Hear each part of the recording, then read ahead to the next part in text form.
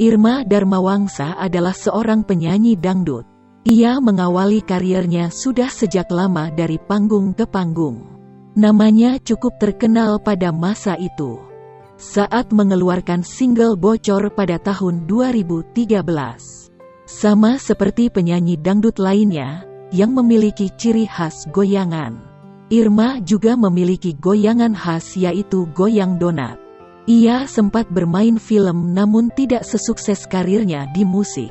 Meski sempat redup, pada tahun 2014 namanya kembali naik ketika dikabarkan pacaran dengan presenter Dwi Andika.